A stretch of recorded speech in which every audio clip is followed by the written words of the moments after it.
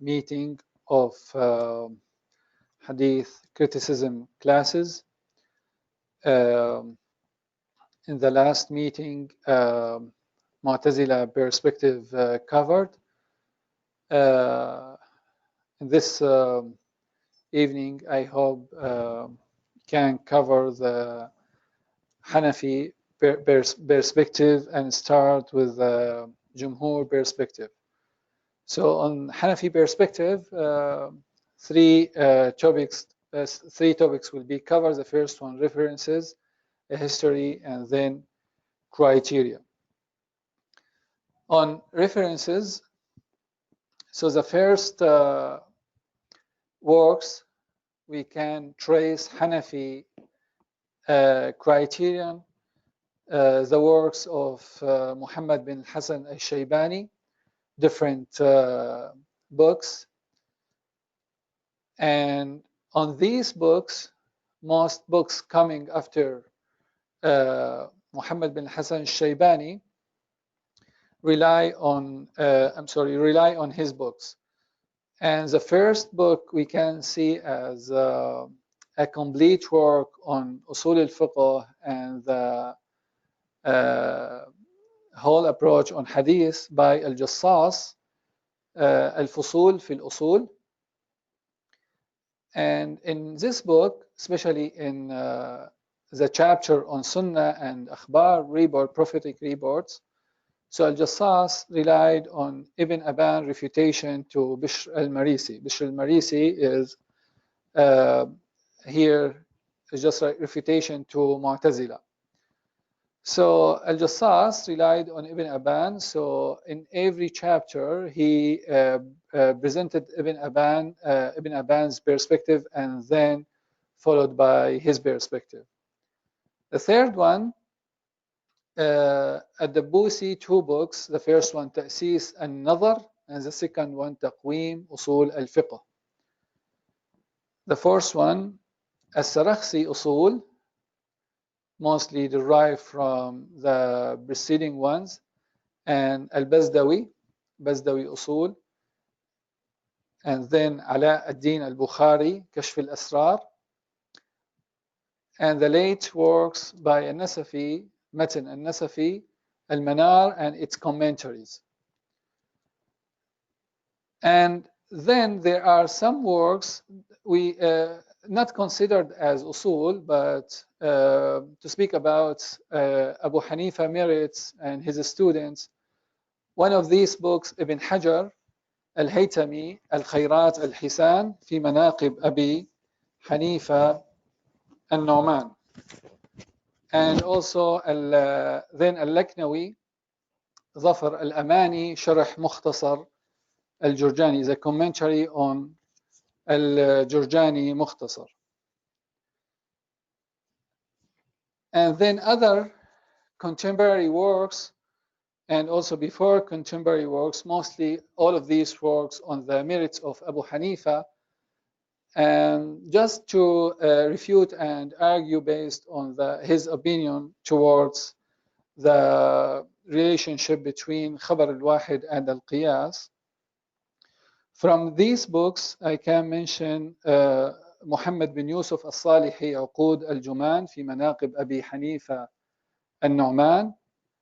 And then Tahanawi is a book on Qawaid al-Hadith, an introduction to his book Ala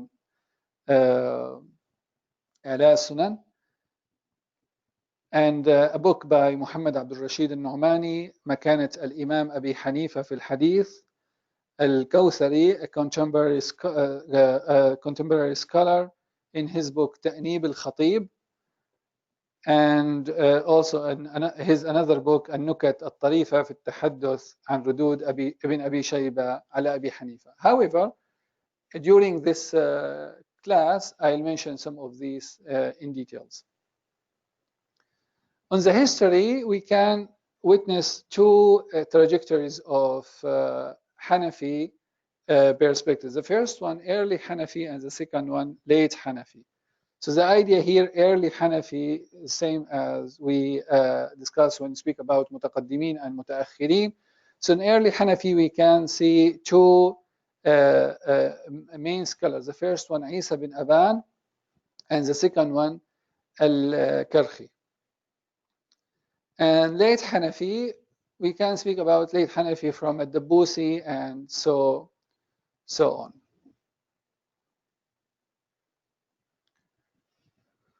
So what's the Hanafi criterion towards Hadith criticism? So we can understand Hanafi criterion from two angles. The first one is just to understand their approach through Sahih definition. So we have 5 conditions, 5 stipulations mentioned by late scholar Ibn Salah, and based on these stipulations, we can understand and derive how Hanafi approach and understand all of these 5 stipulations. And the second one, there is another approach based on Hanafi usul writings. So we don't have different content, but the idea is just like to how we can map out the Hanafi criterion. So we can start from Sahih definition, or we can start from Hanafi usul writings. So the idea in the end, no contradiction, so same. But how we can understand, because for Hanafi scholars, they did not present their criteria based on based on Sahih definition, but they have a different order and organization. So I'll start with Sahih definition. For Sahih definition, we have 5 conditions or 5 criteria, 5 stipulations. The first one, dabt. So for the definition of hadith, every narrator should be dabit, accurate, and he memorized the prophetic report and then deliver the hadith. So here in dabt, for Hanafi, they understood dabt not just to memorize and then to narrate hadith. For them, dabt is a process. For them, dabt is a process. So then any narrator should preserve hadith in all time, in every minute. So if you reach a narrator and ask him about this hadith, and then he has some problems with delivering this hadith, that's considered not dabit, is not accuracy. So that's mean for Hanafi school, dabat is a process, is not just like to memorize hadith and then to deliver. And I'll speak about 2 ranks in the end about memorizing and hearing and narrating. This is a very late understanding of Hanafi methodology. The second shart, adala. So for Hanafi madhab, Hanafi school, adala considered a hidden disconnection. So they wrote about adala under inqita' al-batin. So how we can understand or how we can know the narrator has adala or not adala. So if any narrator lacks this adala, this is considered inqita' batin. That's hidden disconnection. But the third one, ittisal. So the lack of ittisal, the lack of disconnection in the chain of narration in sanad, that's considered visible disconnection. And here they speak about mursal. So they have 2 layers of connection and disconnection, hidden and visible. In the visible one, they speak about the disconnection in sanad, in the chains and the circles of sanad. But in the hidden disconnection, they speak about the ranks of narrators. So if any narrator lacks the the rank of adala is considered a hidden disconnection. The fourth one, illa, here we have this, I think, a wrong word, right? Flaws is L and then A. So illa here we have, in Hanafi school, there are 5 flaws, 5 ilal. And I'll speak about this later. But here, just I want to say that ilal al-Hanafiyya different from ilal al-Muhaddithin. So the flaws or the problem, fictions, based on Muhaddith scholars, based on isnad, based on narrators, transmitters. But with Hanafi school, based on content criticism. So they don't approach hadith through narrators, but through how this hadith can match, contradict, fit, and conform other texts. I mean here Quran, famous Sunnah, and other texts. I'll speak about this later. And the fifth condition, shuzuz, here there is 2 terms. So when Hanafi scholars mentioned da'if, they did not mention da'if. They mentioned mardud. So they used the term rad, and they did not use da'if. So rad here should be understood in comparison with qabul or maqbul, and sihha then versus da'if. So sihha, mostly when we speak about sihha, we speak about narrators, we speak about isnad. When we speak about da'if, we speak about isnad. When we speak about qabul and rad, we speak about is this text, the prophetic statement or hadith applicable or not. So the idea of amal, in qabul, the idea of amal, and sihha, the idea of authenticity. Is this authentic hadith or not? And then in late Hanafi works, we can see 2 ranks for 3 things. So they put 2 ranks, azima and rukhsa. So how we translate azima here is think about it, and then I speak about like we have 2 things, 3 things, everyone divided into azima and rukhsa. The first one, hearing, as I said, first, so Hanafi scholars, late Hanafi scholars consider azima hearing should be the picture and the image of process. So no time,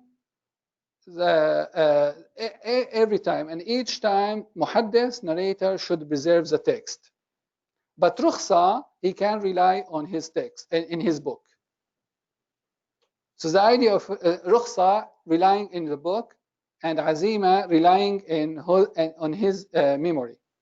And for his memory, should preserve the hadith in every time. So then azima here, how we translate azima? In this way. No obligation. Duty. And rukhsa is, so rukhsa here, permission, and azima is duty. So because here is different from what we have in usul al-fiqh, because azima here is a very hard process to preserve hadith in every time. You cannot just rely on books. If I approach you anytime, you should deliver this hadith as you delivered in maybe 1 month ago or later after. But rukhsa, just relying in the books, and you need, if you just forget, you can rely on books. And for this, like for memorizing, I speak about memorizing, not hearing. Memorizing is a process, and azima is a process, and rukhsa, relying in the books. For hearing, they're also azima and rukhsa.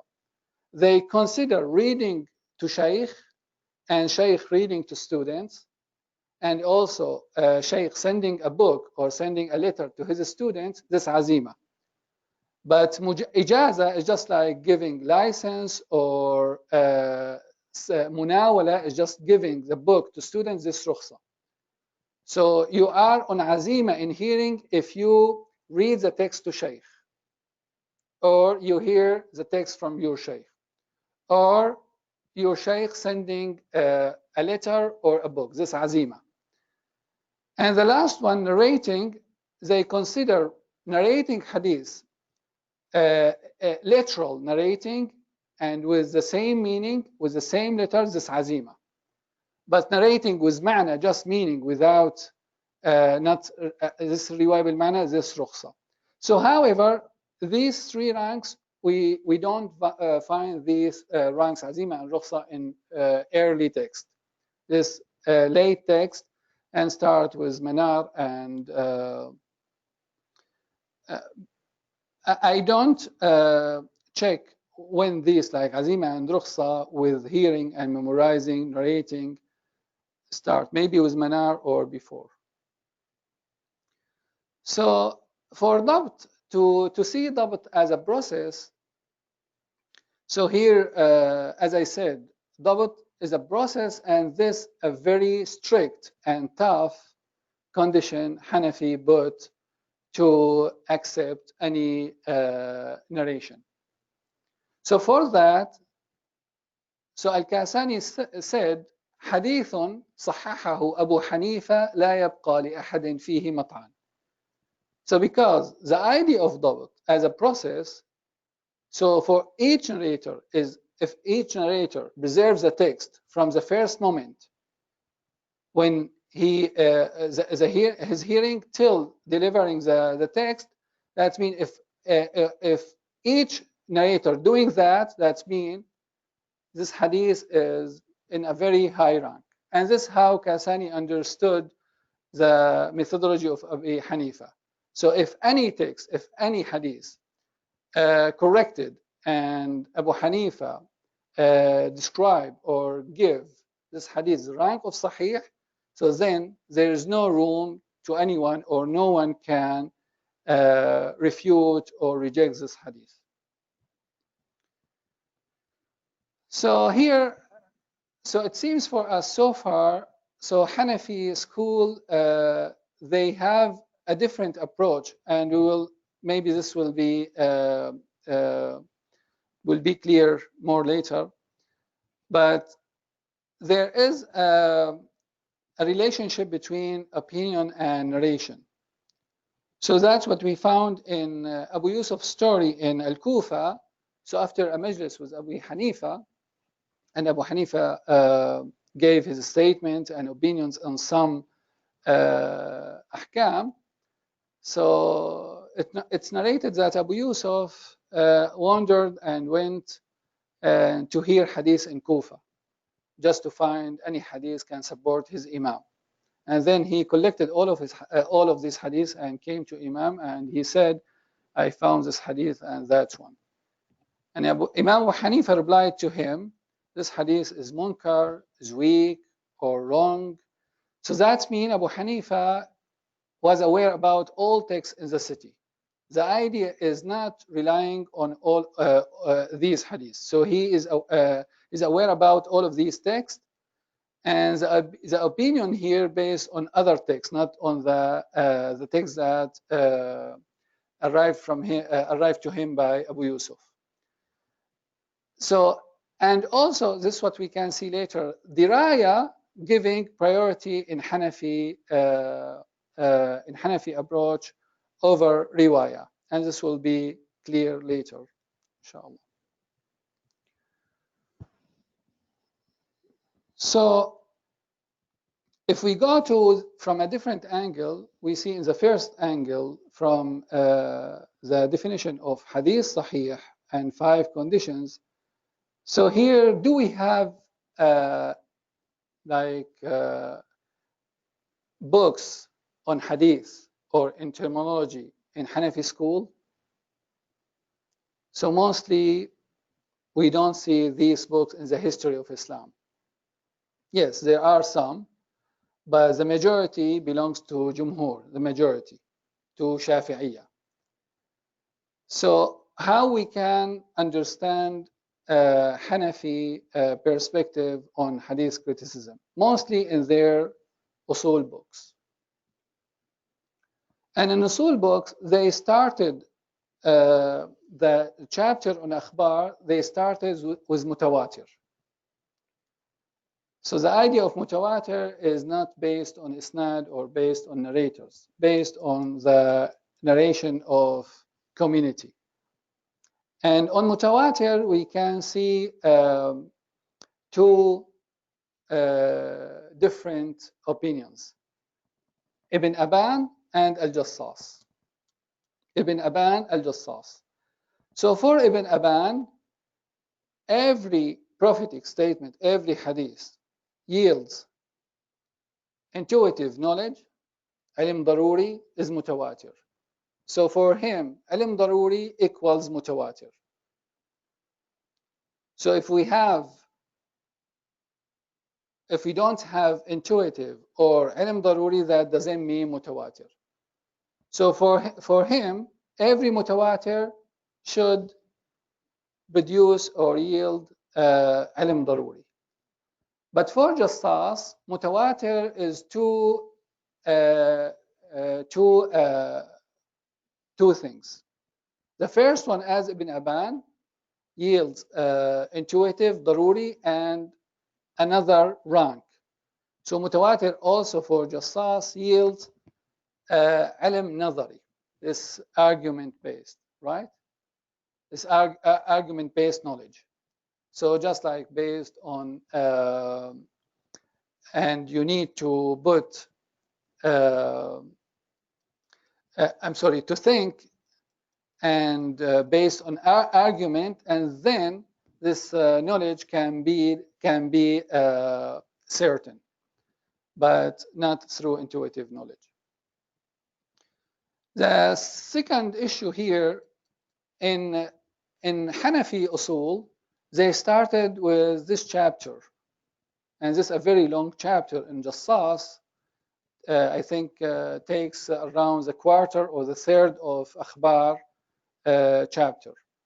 So they are dealing with the idea of, or the people who are rejecting khabar.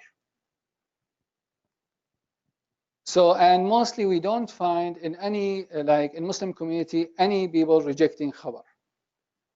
But they discuss this because here they use this tool just to produce what the foundation for epistemology in Islam. So what the ranks of knowledge.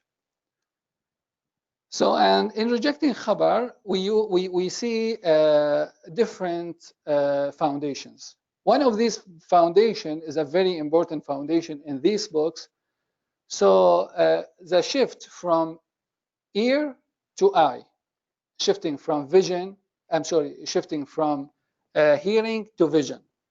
So just based, the argument based on أحوال الناس, or what we have, قياس الغائب على الشاهد, may use this analogy. So what we have in the present makes this a case to the reports in the past. So how people agreed or accepting akhbar in their daily life, use this as a tool to accept reports. So we have around 50 pages on this. So however, in Usul Jassas, we discussed this, and I said this is not about Muslim community. So mostly in Arab world and Muslim world right now and in the past, no one reject khabar. And if we not rejecting the idea of khabar, the concept of khabar, so they rejected maybe Sunnah, but still accept Quran. So the idea of akhbar accepted in among the Muslim society, but this outside the Muslim society. However, rejecting khabar and this big chapter in Usul Hanafi, so through the time we see this appeared from books or took a very little, like few pages in late works. But it came back in the modern time, and especially with Sheikh Tahir al-Jazairi in his book Tawjih al-Nazar, 2 volumes. Also, the idea of tawatur and rejecting akhbar coming back to hadith terminology. And Sheikh Tahir al-Jazairi discussed around maybe 200 pages in his Tawjih al-Nazar on the idea of rejecting akhbar. And the third issue here about Hanafi usul in this chapter on tawatur and the mass transmission, Al-Jassas discussed a foundation called توفر الدواعي على النقل. توفر الدواعي على النقل. And this based on the daily life of human being. So if I don't know how this, like a good translation for this, like a very, just like to give a translation for this term, but the idea, there are very big cases or situations you cannot accept these situations or these incidents based on one narrator. This should be narrated by a community. So then use this qaida, use this foundation mostly to argue with Shia based on Hadith al-Ghadir. So the idea of Hadith al-Ghadir should be narrated by the community, because it's not something like about حكم عبادة or a very small issue, single issue in fiqh. So however, توفر دواعي على النقل is a foundation accepted by the majority, not by Hanafi. All Muslim schools accepted this as a foundation to, and this is very connected with Mutawatir. So with توفر دواعي على النقل, no isnad, and we don't track or trace narrators. It's just accepted based on the society. So anything big, any incident considered something like huge in Muslim society should be narrated by a community.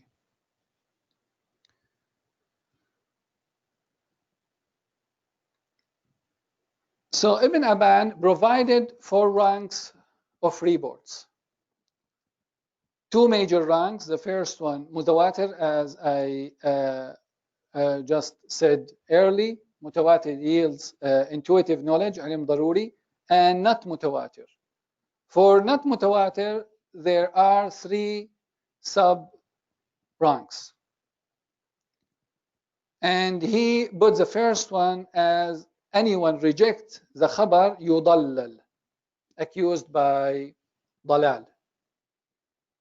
And he gave an example for this, for anyone reject the rajm ayah or the rajm regulation. And the second one, yubadda, if anyone reject the report accused by heresy or by bid'ah. And the example for this, anyone reject al-masah al-khuffayn, and then the other, la ya'tham. So here, anyone reject any khabar not accused by dalal and not accused by bid'ah. And this other reports. So here, 4 ranks, 2 main ranks. The first one mutawatir, and then not mutawatir with 3 sub-ranks. And for Jassas, we see 2 ranks, mutawatir and ahad. Mutawatir and ahad. So, and as I said, mutawatir with Jassas could be 2. The first one yields ilm daruri, and the second one yield ilm nadari. And for Jassas, mashhur, al-khabar al-mashhur, that transmitted by also a community, or based on Jassas definition, first the first circle or the first generation narrated by one, and then becoming mutawatir. So the first generation just ahad, and then becoming after the first generation became as mutawatir, or narrated with mass transmission. So for him, mashhur included with mutawatir is not separate rank. And then ahad. And for ahad, we will see then Jassas outline how he divide ahad's reports. But in hadith books, in hadith terminology books, we see that Hanafi provided a different division. So in hadith books, we found that the perspective of muhaddith Shafi'iyya, there are just like two ranks, Mutawatir and ahad. And ahad with majority includes mashhur. So Jassas put mashhur under Mutawatir. So for Jumhur, put mashhur under ahad. And in these books, they presented Hanafi school or depict Hanafi school with these ranks. So Mutawatir, mashhur, ahad. So Mutawatir, mashhur, ahad. And this, I think, coming, maybe you can argue with me about this, but I found it first with As-Sarakhsi to divide hadith into three categories: Mutawatir, mashhur, ahad. And mashhur has a different rank here. It's given a rank of Tuma'nina. Tuma'nina, satisfactory knowledge. It's like between dhan and yaqeen. Between dhan and yaqeen. And then we found in Usul al-Hanafiya books, we found different ranks or additional ranks. So in Jassas, he provided two technical terms in terms of knowledge ranks. The first one, Sakina, and the second one, Tuma'nina. So Tuma'nina given to the Khabar was mashhur. As I said, this satisfactory knowledge between dhan and daruri. But Tuma'nina in terms of takhsis and nasakh as a certain knowledge. So then anyone reject Tuma'nina or reject mashhur based on Jassas, la yukaffar. Don't accuse as unbeliever, but yudallal. And the second one, Sakina. Sakina is a rank of awam. Sakina is a rank of awam. Like just, we can say, a common belief. So here Sakina is not a rank, but he said most awam, they have Sakina, but that's based on taqlid and without knowledge. So then we should not rely on this Sakina and this not a rank of knowledge. So back to Jassas outline. So Jassas, as I said just in the previous slide, he provided the two categories. The first one, Mutawatir and Ahad, then Mashhur included in Mutawatir. And for Ahad, more specifically, he said we have two ranks for Ahad. The first one, Ahad yields ilm nazari with evidences, qara'in, and or ilm nazari is just argument-based knowledge. And the second one, yield amal, but doesn't yield ilm nazari, doesn't yield any certain knowledge, just yield amal. And for the second rank, he provided three different types of reports. The first one, shahadat. The second one, ahkam. And the third one, diyanat. So for shahadat and ahkam, for shahadat, this is based on fiqh books. So here is not, this one is not a basis or a ground for akhbar. So shahadat, like for hadd al-zina, needs 4 witnesses and other need 2 witnesses. And shahadat is different from akhbar. And then ahkam, just like the dealings of people, like mu'amalat al-nas. So some ahkam needs one witness or two witnesses, but this is not about what we have in akhbar al-ahad. The idea of Hanafi school here is just to make khabar al-ahad is different from all of these reports. So what's the core of khabar al-ahad? It's not mutawatir, it's not mashhur, it's not shahada, it's not hukum. Akhbar al-ahad just prophetic reports coming to us to speak about regulations, about ahkam ad-din. It's not about mu'amalat al-nas and shahadat. So in this area, we should speak about akhbar al-ahad عند الحنفية. So not mutawatir, not تتوفر الدواعي على النقل, and not mashhur, not shahadat, and not ahkam, and called akhbar al-diyanat. So everything reports belongs to religion or religious reports. So for diyanat reports, how we can understand the Hanafi approach for diyanat reports. We have different perspectives, or we need to discuss this in this detailed way. The first one, there are 2 or 3 ranks of narrators provided in Hanafi usul books. The first one is based on Ibn Aban. So the ranks of narrators are 3. The first one, Adil, Faqih. So a narrator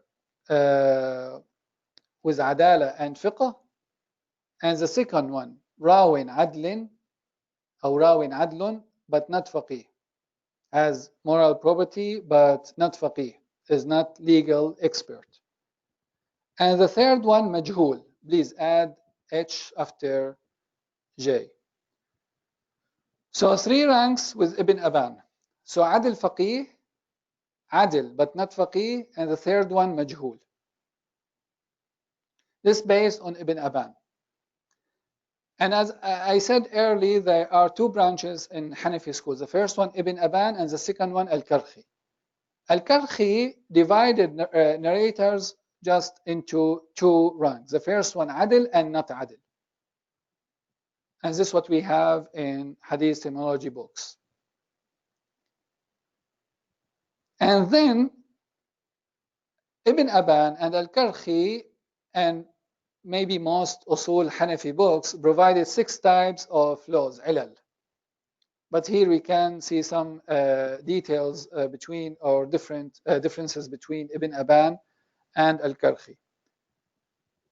So here, the word of ilal used by Al-Jassas, the illah here means if any prophetic hadith contradict any of these 6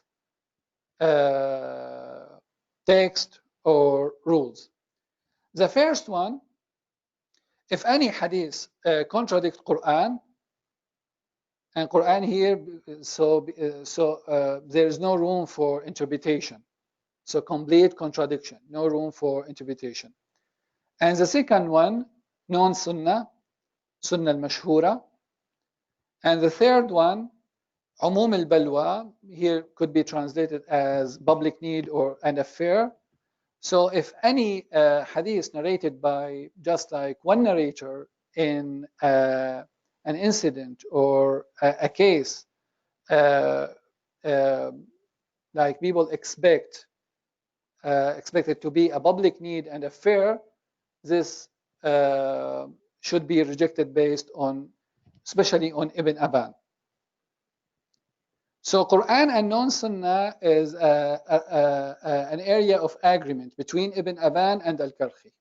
So if any narrator, Adil, Faqih, or not Faqih, if he narrated any hadith contradict with Quran and non-Sunnah, and there is no room to resolve or reconcile, or no room for interpretation, instead the majal al-ta'wil, so Al-Karhi and Ibn Aban rejected hadith.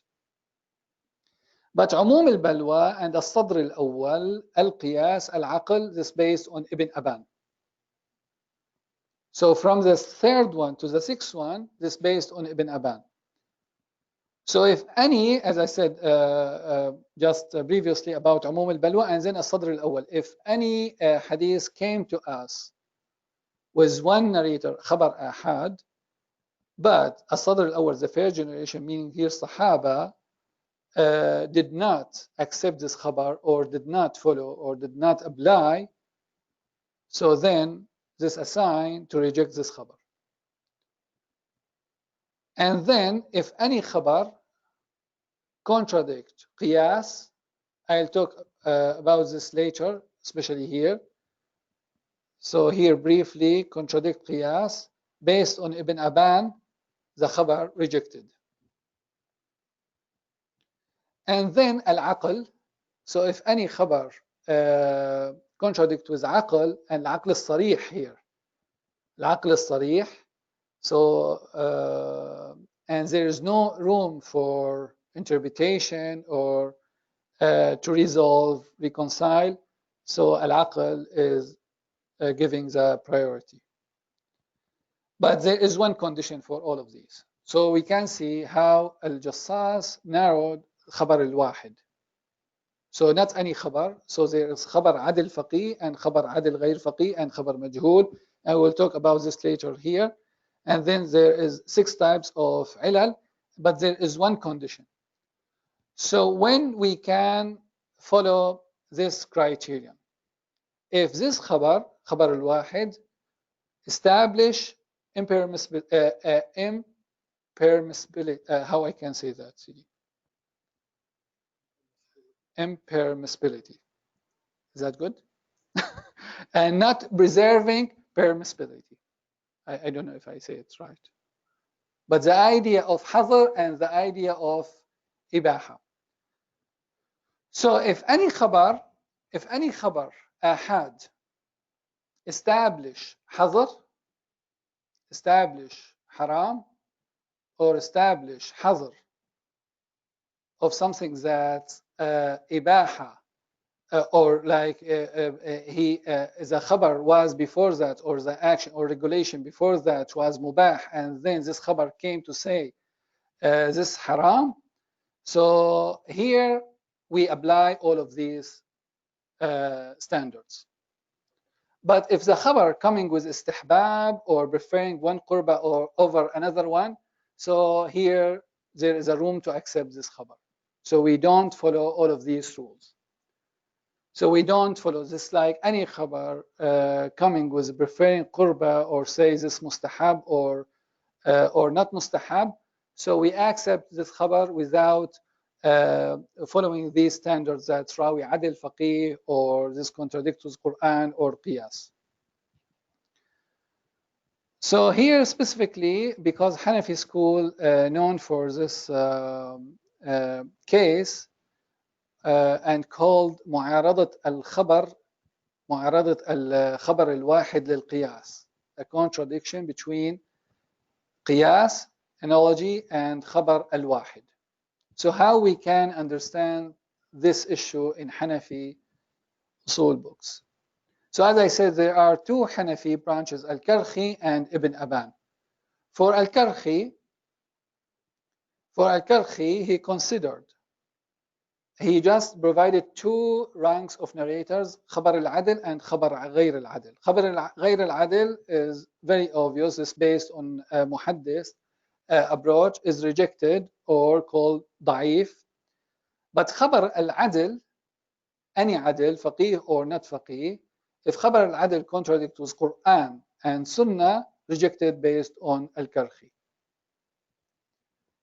But for Ibn Aban,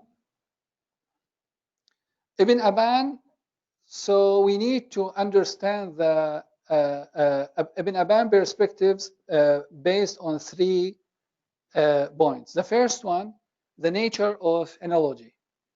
4 types, and this late division. So from Abil Hussein al-Basri in his book Al-Mu'tamad and so on, and we can see this in Mustafa and Usul al-Bazdawi and al-Mahsul al-Razi. So the late scholars provided a very sophisticated ranks of this qiyas. So what's the idea? What's the idea of qiyas? What's the concept of qiyas we speak about here? Is any qiyas or there a very specific qiyas? So they provided 4 ranks of qiyas, and they consider the qiyas that Hanafi school speaks about is a qiyas based on a certain or a prophetic hadith yields intuitive knowledge.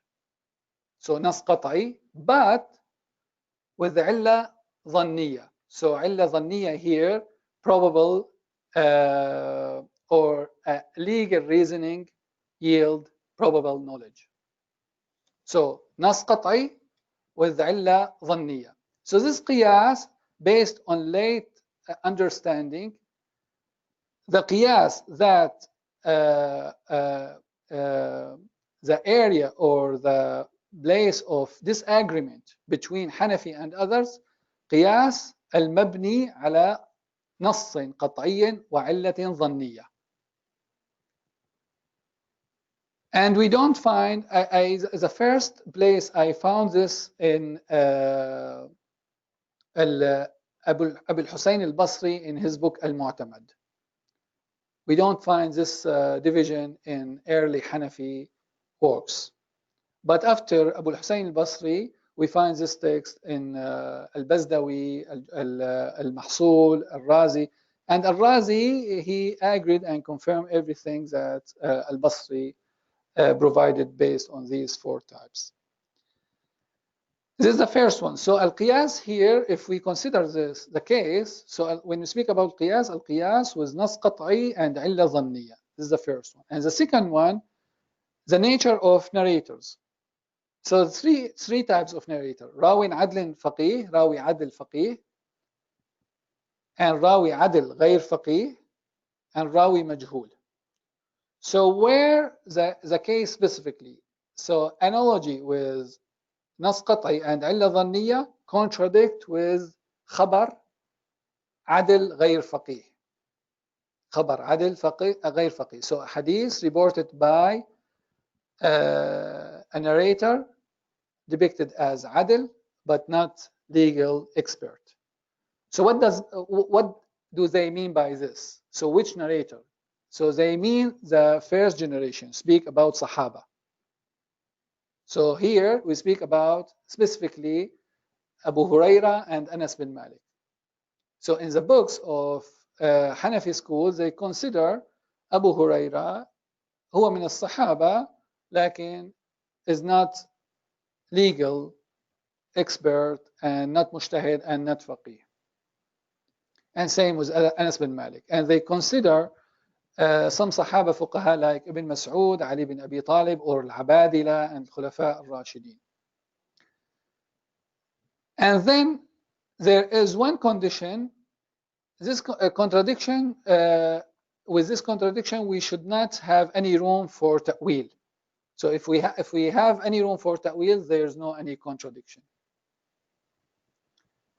So for Sha'rani in his Mizan, in book Al-Mizan, he provided analysis for this. He said,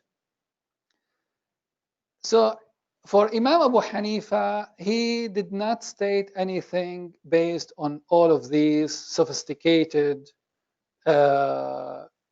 perspective, and he did not say anything about this. He just said some opinions, and then his students came after him and followed him, and then some hadiths reached them, but these hadiths did not reach Abu Hanifa. And when these hadiths reached them, they made some excuses and put some foundations to say that Abu Hanifa did not accept these hadiths. This is a Sha'rani, and this is an excuse just for the Imam Abi Hanifa, but not the madhab. And here there is another understanding, and this is a very important understanding from a 4th Islamic century scholar, Ad-Dabusi. He understood the Hanafi perspective based on the qiyas ala al-usul and al-usul. So qiyas ala al-usul, qiyas, analogy based on text, or al-usul, the foundations, qawaid. So he said, so Hanafi scholar, very early Hanafi scholars, they did not prefer or put qiyas over khabar al-wahid. This is not about qiyas.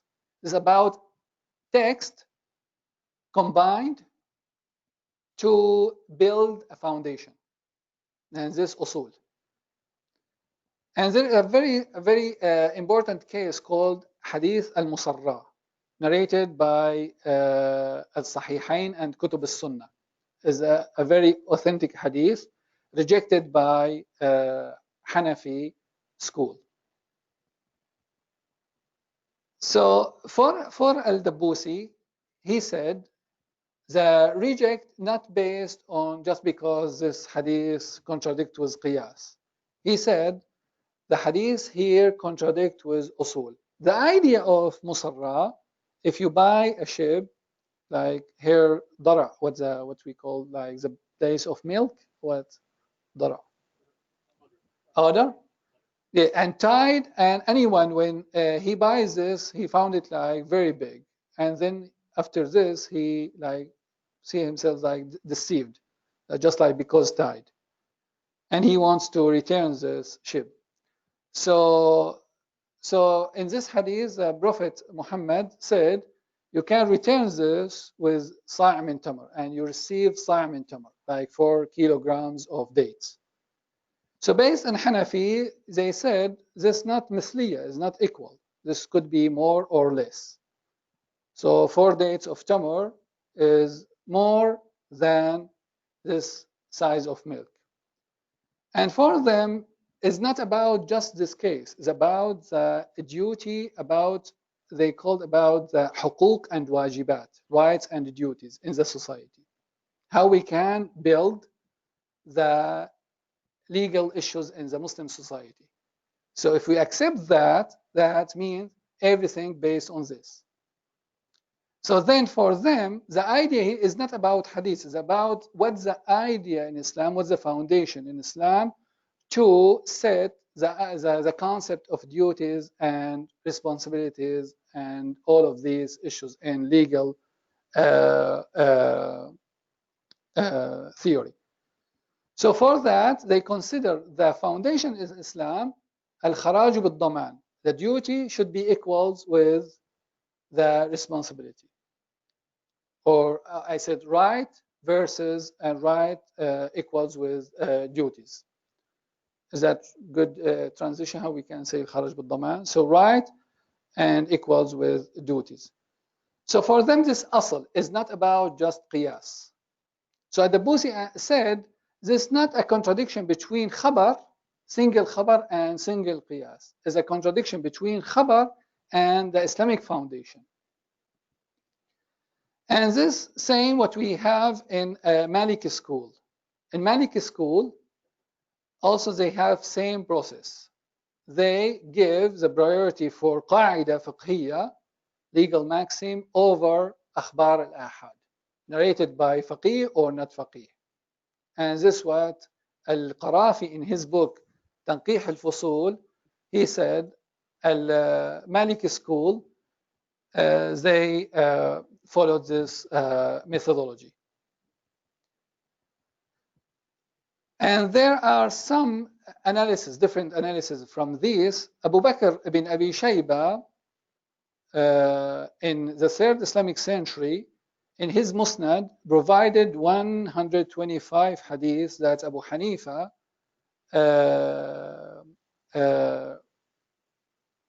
give priority to al-qiyas over khabar al-wahid.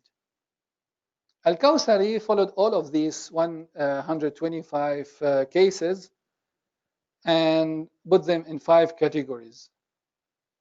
all of these 5 categories, we don't find that the approach based on that giving qiyas over khabar al-wahid. He said, the fifth part of this, like based that because khabar al-wahid contradict with Quran, another fifth khabar al-wahid contradict with known sunnah mashhura, and others that Abu Bakr ibn Shaybah just like mistakenly understood Hanafi school, and another fifth just Abu Hanifa maybe or these narrations and hadiths came to Ibn Abi Shaybah from not original sources. And also Abu Mu'ayyad al-Khawarizmi in his Jami' al-Masanid is a book to collect all hadith Abi Hanifa. He provided 31 cases. Based on these cases, he said Abu Hanifa did not reject Khabar al-Wahid based on Qiyas, but he reject these akhbar based on other akhbars. So the idea here, because there are some akhbar he relies on, that's why he reject these akhbar. The idea is not qiyas, it's just like because he followed tradition. So in conclusion, that's not 3 final remarks. Maybe I added the last one in the end. So Al-A'mash in the 2nd Islamic century met with Abu Hanifa, and based on a discussion between them, and after this discussion based on isnad and the types of narrators, Al-A'mash said something like very important. He said to Abu Hanifa, أنتم الأطباء ونحن الصيادلة. You are physicians and we are pharmacists. So what does that mean? So this statement by Al-A'mash explain a lot to us. So the approach of Hanafi school towards hadith is not based on isnad. So based on content. They did not provide any ranks of narrators. They just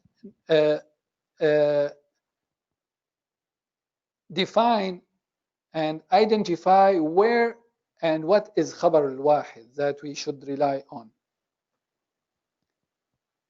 And they put sophisticated ranking of knowledge.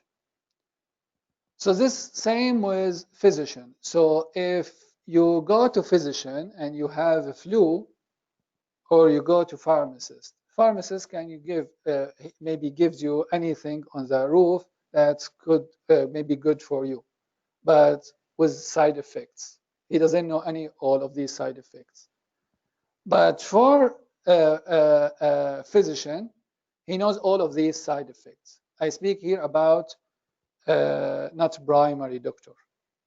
So primary doctor, just in US, I found that just like pharmacists sometimes. No benefit.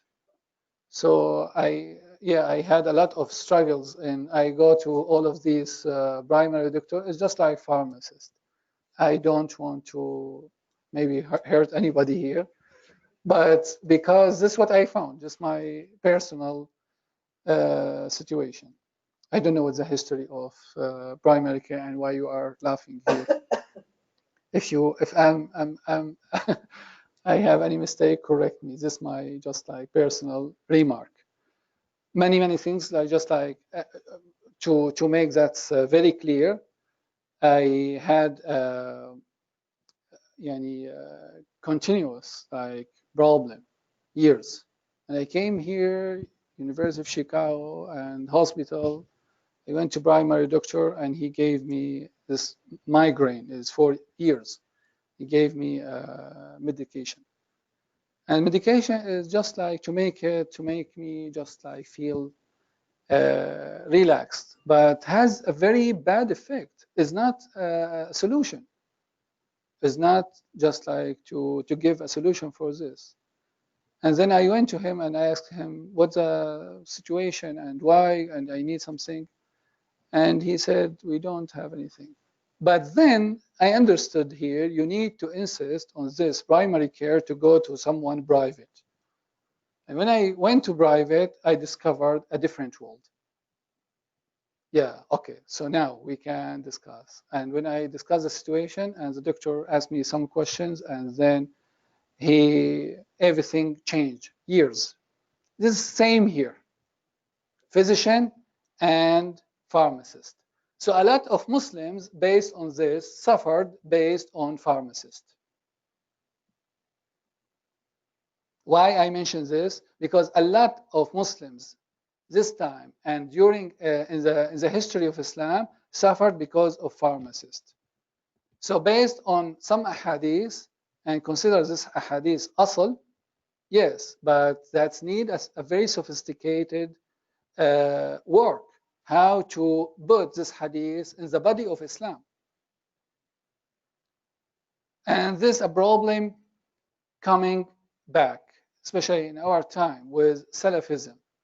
Salafism, because consider each hadith asl. And to make the hadith corpus, مدونة الحديثية, مدونة فقهية, is a fiqh. That's not the situation.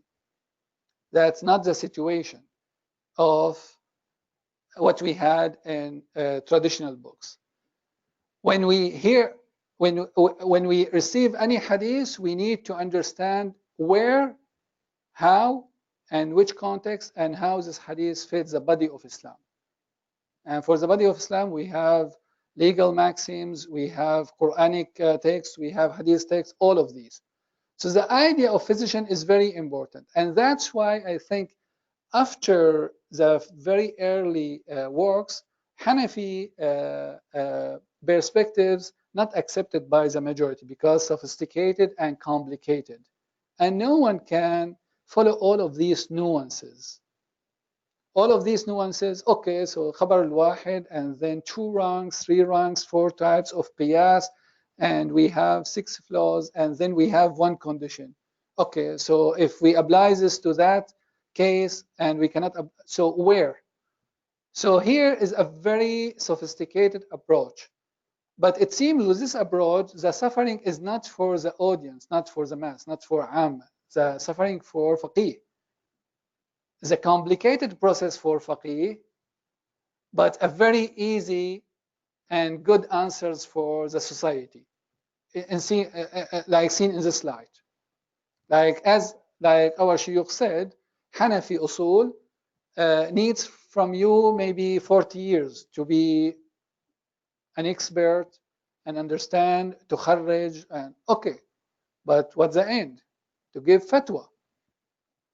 And to give fatwa, you need to understand all of these nuances. And I understand also from shuyukh that doesn't mean anything, but because we have some, maybe this could be a privilege for Shafi'i school, in 2 years or 3 years, you can understand Shafi'i usul.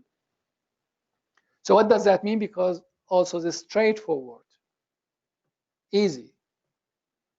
So here, how we can see both of them, like, because when you go to the majority, like hadith criticism with majority, it's very easy, very straightforward, and mostly like objective more than this subjective way, based on narrator, adil, not adil, and then we accept.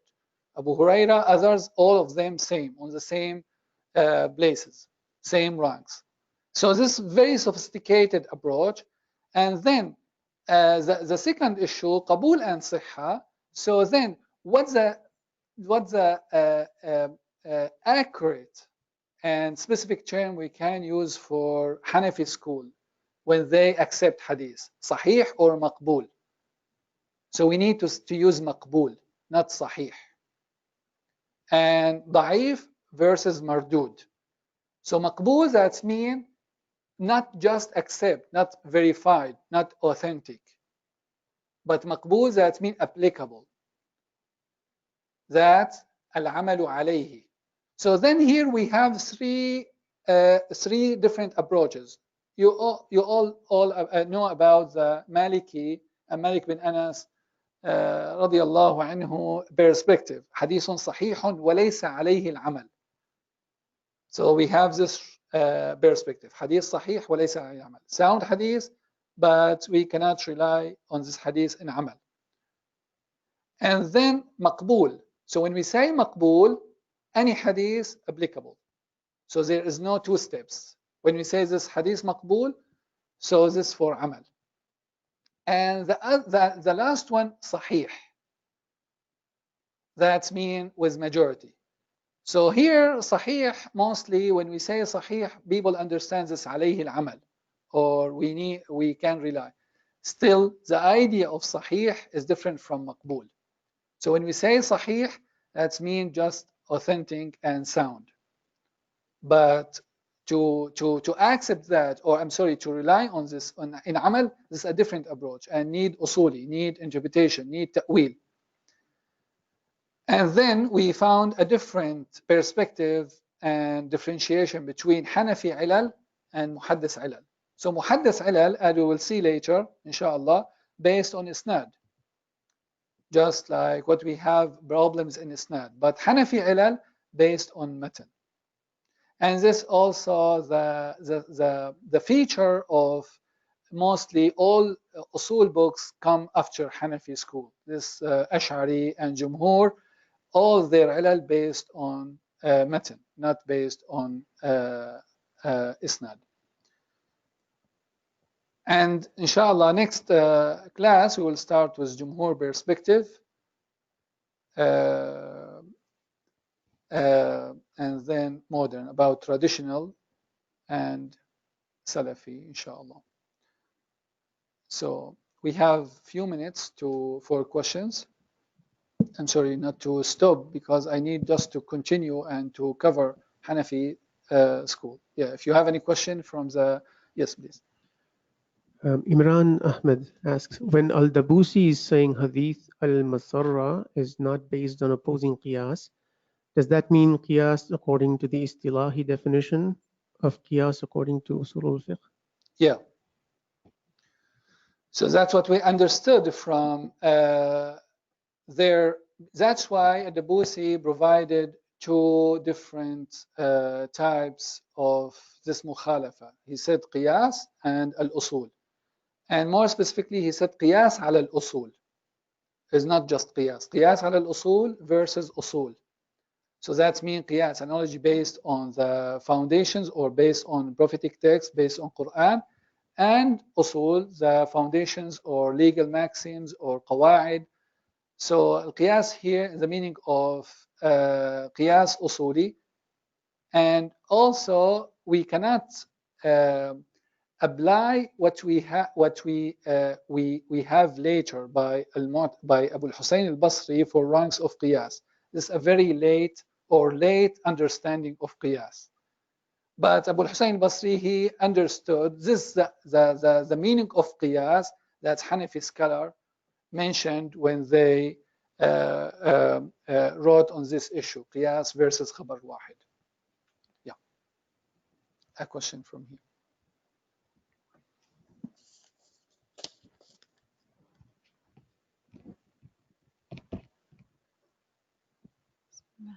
You mentioned that the Hanafi method of hadith criticism is mostly through the matn, through the content, versus the muhaddithin, in which their method of criticism is through the sanad, through the chain.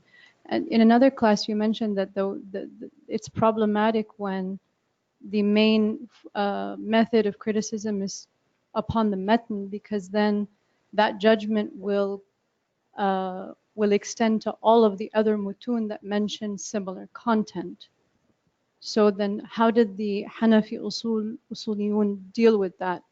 Did they just automatically reject then every matn that has similar content that is in contradiction to their qiyas, whether it be based on another nas or qiyas based on usul? That's a very good question, because I said this a very nuanced issue to understand Orientalist approach towards hadith versus traditional. So because if we consider matan is the gate for criticism, that means all mutun with the same content, the same meaning, will be rejected. Is not based on isnad. But if we reject based on isnad, that means just this specific isnad, but not other mutun. So could be one matan and has maybe 30, 40, 10, 20 isnads. So if you reject based on isnad, that means I reject this isnad, but other asanid still under examination. So based on this understanding, yes, Hanafi, when they reject matan, that means rejecting all mutun with the same meaning. Yeah, because the idea here is, as I said, based on the meaning of this matan versus the foundations, usul, Islamic foundations. So if we have the same contradiction, even this khabar narrated in very authentic works, or maybe sunan or other works, will have the same process. Yes, this systematic. So if any approach based on matan, that's mean for Hanafi, and this approach to reject all asanids come with this matan. But that's why your question is very important. That's why Al-Bukhari, he mentioned in Sahih khabar mu'allaq without isnad to Ibn Mas'ud, just to Ibn Mas'ud.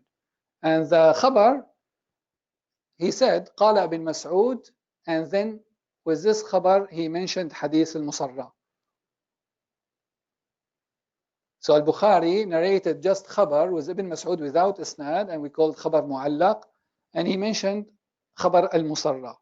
So that means if you reject matan based on because Abu Huraira is rawi adil ghair faqih, so this another sanad coming from Ibn Mas'ud, rawi adil faqih, and we have this, and this raised a very big challenge to Hanafi school. Okay, so here Ibn Mas'ud and narrated Hadith al-Muṣṭalaḥ and same matan, and still Hanafi, they did not rely on Ibn Mas'ud. That's mean just like if we think in like Al-Bukhari mind, he said just, okay, please, we have another narration by Ibn Mas'ud. You should be aware of this. But we don't see all Hanafi scholars after Al-Bukhari rely on Ibn Mas'ud, on this khabar. That means they are aware of this, but they reject matan. They reject the context of this because this contradict with the Islamic foundation, al-kharaj bil-daman and al-ghurum bil-ghunum. I have a second question, if yes, that's please. all right. You mentioned umum al-balwa as one of the criterion for rejecting the khabar al-wahid if it contradicts. And then you also mentioned tawaffur dawa'i الدواعي على النقل. Right. Are these two similar concepts, or there's a difference between them? No, توفر الدواعي على النقل is a concept agreed, and all like scholars from all Muslim schools agreed on this foundation. So there's no any dispute for on this foundation, توفر الدواعي على النقل. But عموم البلوى is just Hanafi method, Hanafi way to reject some akhbar. So this is different. عموم البلوى is based on fiqhi, and توفر الدواعي على النقل mostly based on kalami. And that's what we found. Like mostly they use توفر الدواعي على النقل in discussion with Shia's report on wilayat Ali and Khilafat Ali. And عموم البلوى they used for like some fiqhi ahkam among Muslim community. Some ahkam require or based on just like public and need, affair. So this is like different. عموم البلوى is rejected by جمهور. توفر الدواعي على النقل is accepted. And Al-Ghazali in his Mustasfa, he said توفر الدواعي على النقل as a foundation that accepted and by all scholars. Yeah. وإياكم. Any question from here? Alhamdulillah. See you inshallah next Thursday.